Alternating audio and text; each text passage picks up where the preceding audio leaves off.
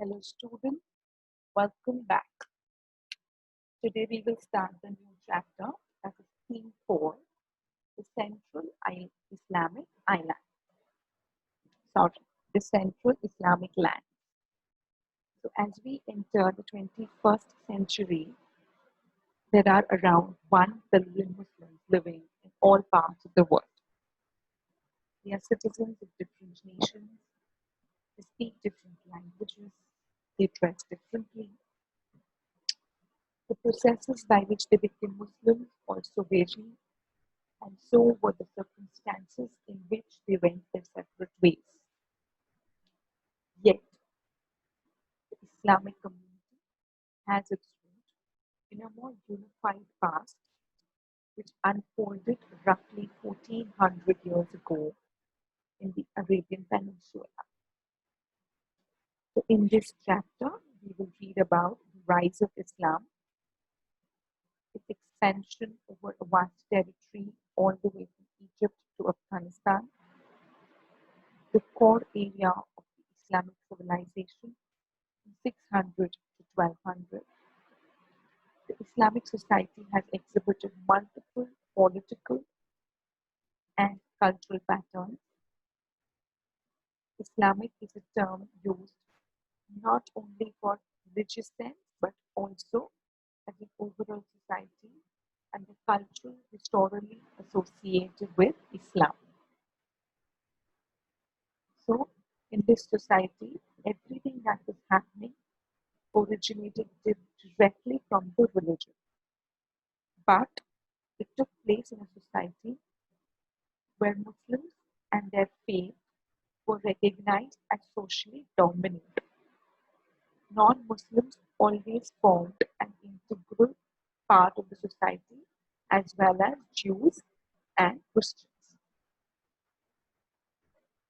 Okay, so our understanding of the history of Central Islamic lands between 600 and 1200 is based on chronicles or tawarikh. These tawarikh narrate events in the order of time, and semi-historical works like biographies or seerah. These records of the saying and doing of the Prophet, that is hadith, and commentaries on the Quran, that is tafsir. So all these are the sources that help us to understand the history of the Central Islamic land. The material from which these works were produced was a large collection of eyewitness reports or akhbar that transmitted over a period of time, either orally or on paper. The authenticity of each and every news or report or khabar was tested by a critical method which traced the chain of transmission, that is isnad, and established the reliability of the narrator. Although this method was not foolproof, the medieval Muslim writers were more careful in selecting the information and understanding the motives of the informant than the contemporary in the other parts of the world. They reproduced different versions of the same event and found in their sources, leaving the task of judgment to their leaders. The contemporaries in other parts of the world would create different versions of the same event and they left the judgment of it on the readers. The descriptions of the events closer to their time are more systematical and analytical and less of a collection of akhbar. Most of the chronicles and semi-historical works are in Arabic, but the best being the Tarikh of Tabari, which has been translated into English in 38 volumes. Persian chronicles are few, but they are detailed in their treatment of Iran and Central Asia. Christian chronicles, they are written in Syriac, which is a dialect of Ambriac. They are few, but they throw interesting light on the history of the early Islam. Besides all these chronicles, we also have legal texts, geographies, travelogues, and literary works such as stories and poems. These help us in understanding the history of Central Islamic land. We also have documentary evidence.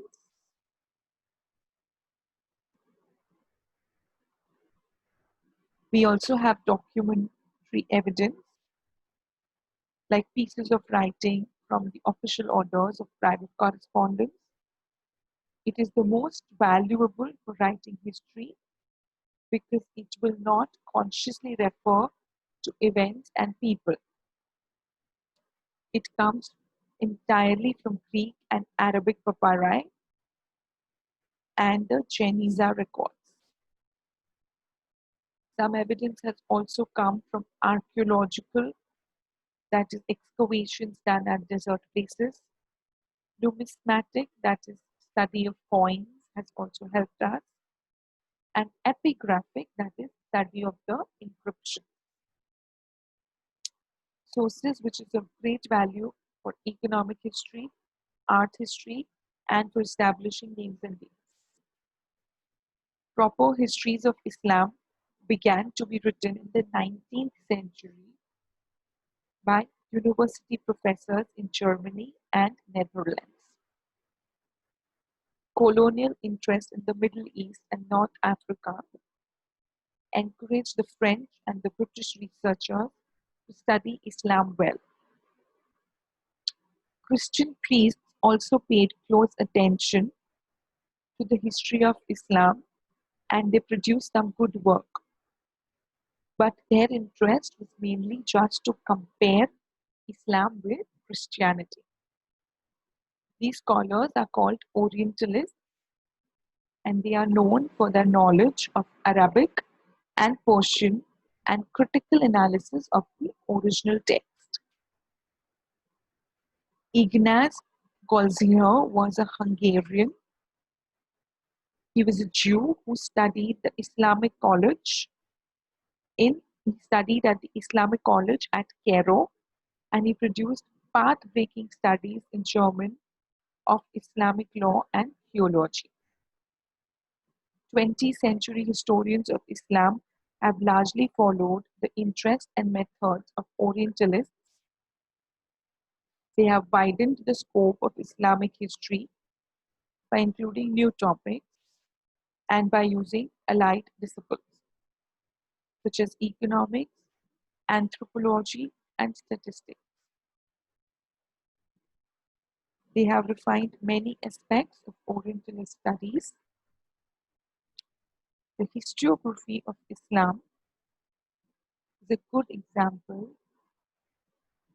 of how religion can be studied with modern historical methods by those who may not share the customs and beliefs of the people they are studying. So now we will look at the rise of Islam in Arabia.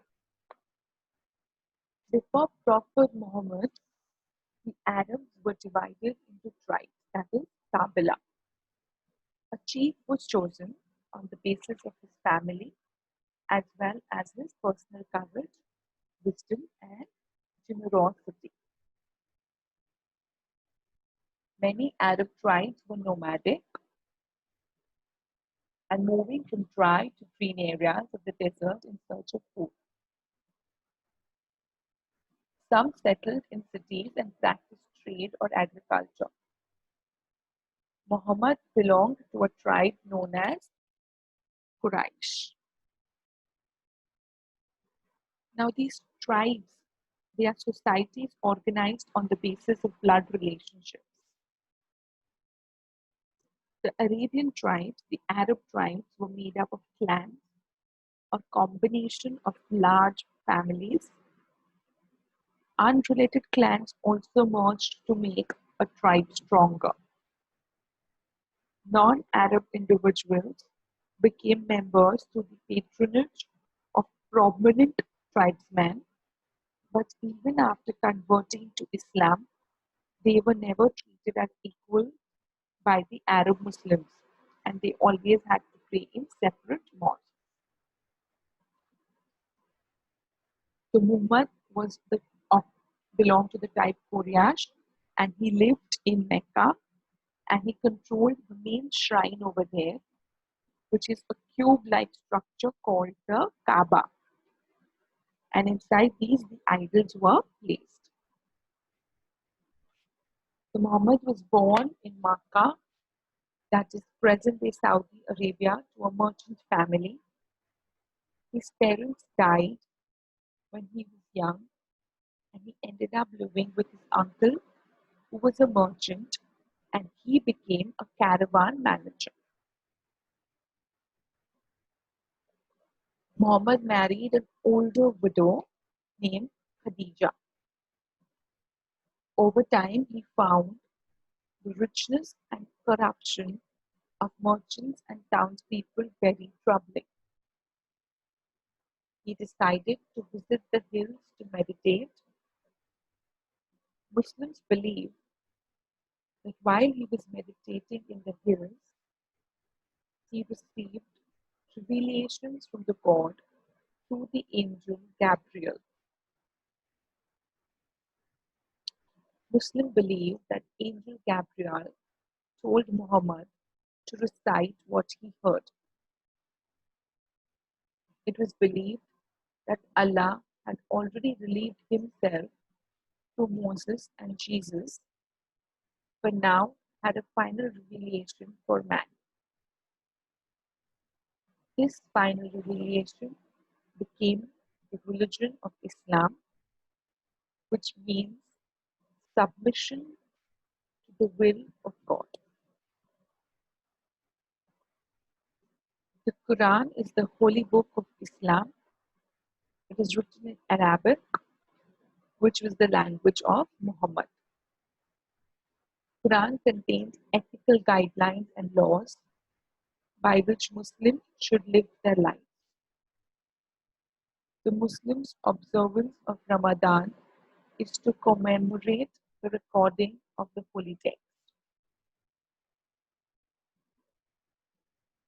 After Muhammad received his revelation, he went to his wife Khadija, who was his first convert to the new religion. He began to try to convert the people of Makkah to his message, but he was unsuccessful because of the opposition of wealthy merchants.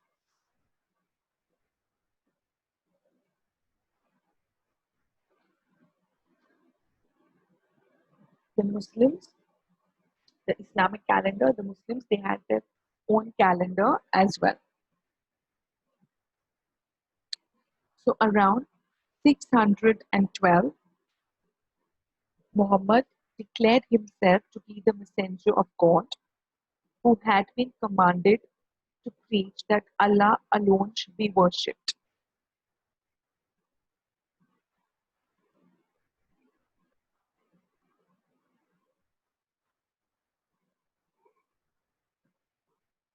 Okay, the worship involved simple rituals such as daily prayers, moral principles such as distributing alms and abstaining from theft. Muhammad was to found a community of believers bound by a common set of religious beliefs. But at the moment, what we know is that he could not be successful because of the opposition of wealthy merchants. The Muslims and their new religion had faced considerable opposition from the Meccans. In 622, Muhammad was forced to migrate with his followers to Yathrib, which is now renamed as Medina, and it is 430 30 kilometers away from Mecca. The year of this journey marks the beginning of the Muslim calendar. In Tcil, which means the city of prophet, it was renamed to Medina.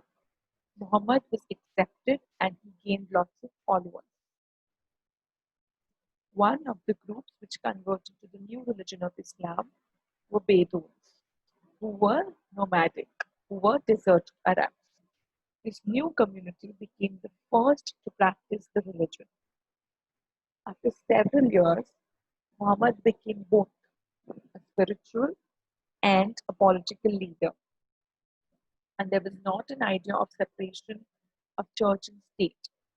He raised an army and he conquered the city of Makkah. After Muhammad took the city of Makkah, he cleansed the Kaaba of idols and he dedicated it to Allah, who he taught was one true God. He thought was one true God.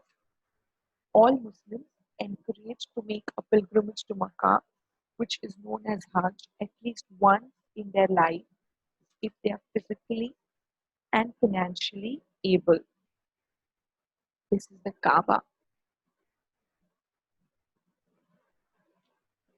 It was in this city that the Muhammad lived and controlled the main shrine, which is a cube-like structure known as Kaaba, inside which the idols were placed.